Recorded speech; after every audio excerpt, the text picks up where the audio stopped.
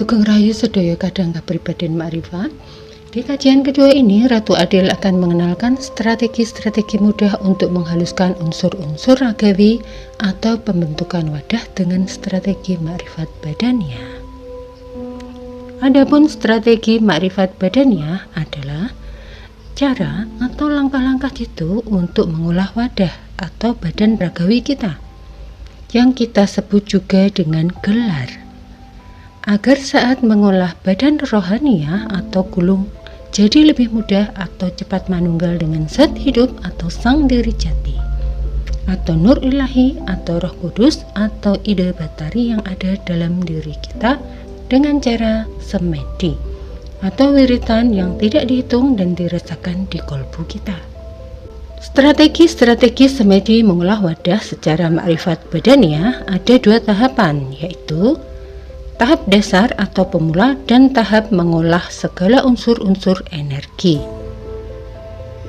Sekarang kita membuka strategi semedi makrifat badania tahap dasar atau pertama atau pemula. Alat-alat yang dibutuhkan: energi cahaya lampu kuning, bisa dari bolam lampu kuning 5 watt, energi cahaya lilin, energi cahaya lampu minyak, dan lain-lain. 2. Buku tulis kosong dan ballpoint. 3.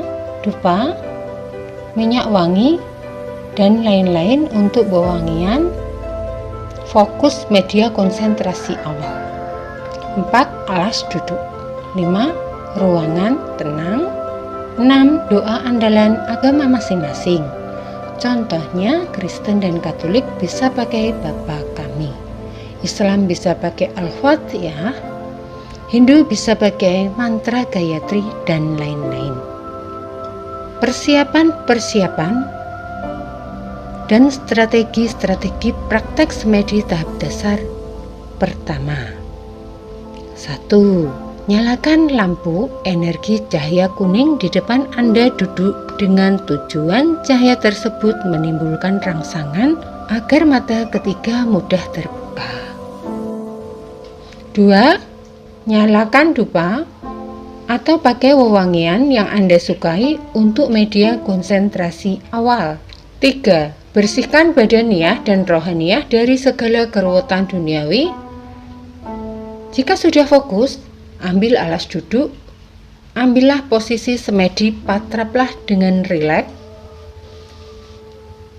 Dengan posisi tangan disatukan antara kanan dan kiri. Ibu jari atau jempol bertemu, posisi saling memegang, lalu letakkan di atas pertemuan lipatan kaki. Kenapa posisi tangan kanan dan kiri harus bertemu dan diletakkan di atas lipatan kaki? Karena pertemuan tersebut membuat energi dan aliran darah kita, sisi kanan tubuh dan sisi kiri tubuh mengalir seimbang. Berbeda dengan tangan diletakkan di atas sikul lipatan kaki terpisah. Energi mengalir tidak beraturan menurut kemampuan masing-masing saraf dan kelenjar-kelenjar tubuh Anda. Normal bekerja. Jika tidak normal atau lancar, ia tidak mengalir sempurna. Karena masing-masing berjalan dengan kemampuan mengalir masing-masing. Berbeda jika bertemu. Sepasang tangan kita bisa saling bantu, antara yang kiri menuju ke arah kanan dan yang kanan menuju ke arah kiri. 4. Baca doa andalan di agama masing-masing, jangan di mulut, pelan-pelan saja, baca di dalam hati, dirasakan, jangan dihitung. Rasakan reaksi doa yang Anda baca ke seluruh tubuh Anda, karena hati kita adalah lampu kehidupan ragawi kita. Dan urat syaraf tubuh kita dan otot-otot adalah kabel-kabelnya. Colokannya jantung kita. Maaf, untuk penjelasan lebih detail dibuka di praktek mijil kapribaden.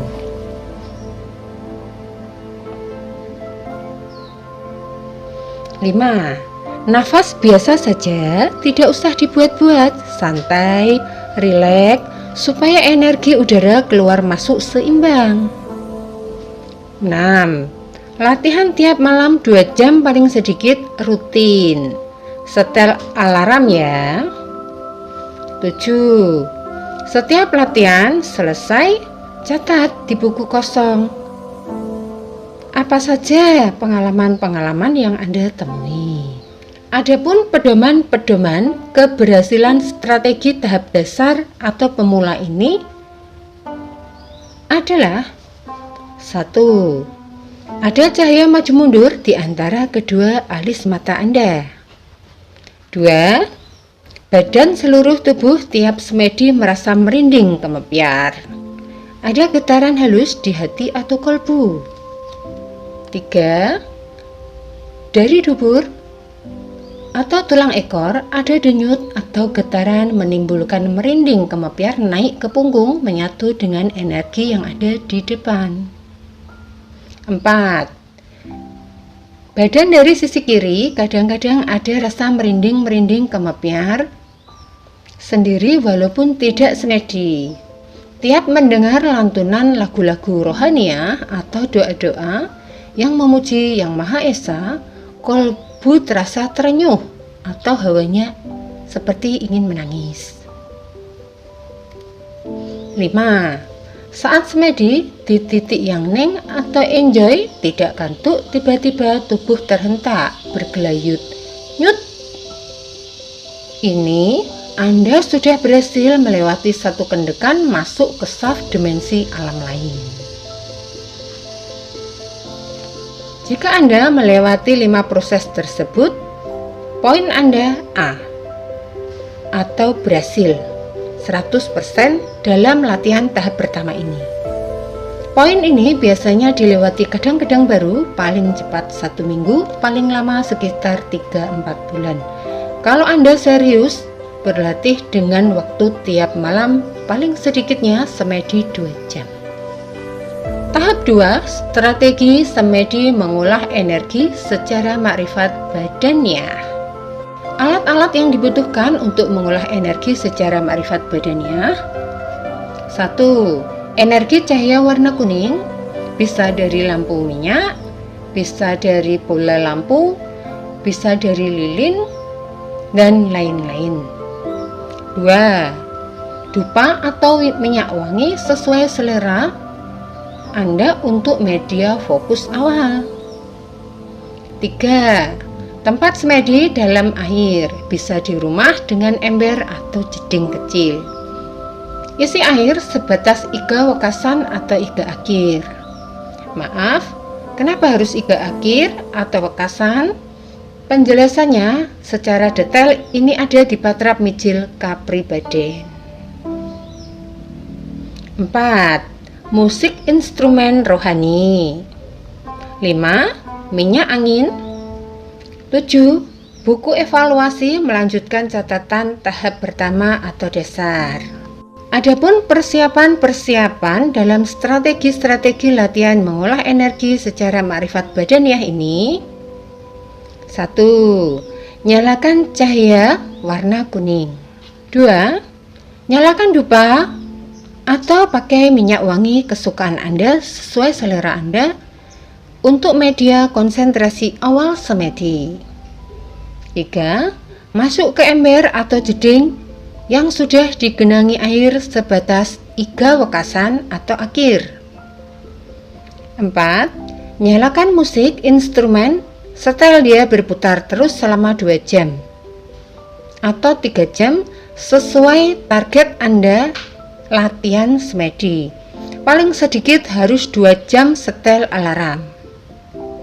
Pakailah doa masing-masing dari agama masing-masing,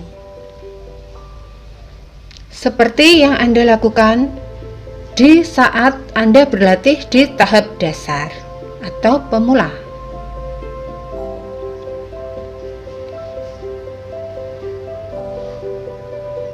5. Usai latihan langsung gosok badan dengan minyak angin supaya tidak masuk angin. 6. Catat semua pengalaman-pengalaman Anda selama belajar semedi di dalam air ini di dalam buku latihan. Melanjut Catatan pengalaman di tahap dasar atau pemula. Latihan harus betul-betul rutin. Jangan putus ya, karena di titik mengolah energi ini kalau Anda libur 1 hari saja, latihan langsung drop, kembali ke titik awal. Anda bertanya kenapa? Penjelasan saya, karena di titik ini kita mengolah sumber energi jati dari dalam diri kita sendiri. Dari bawah, kita dibantu air membawa energi dingin, dan dari atas hangat.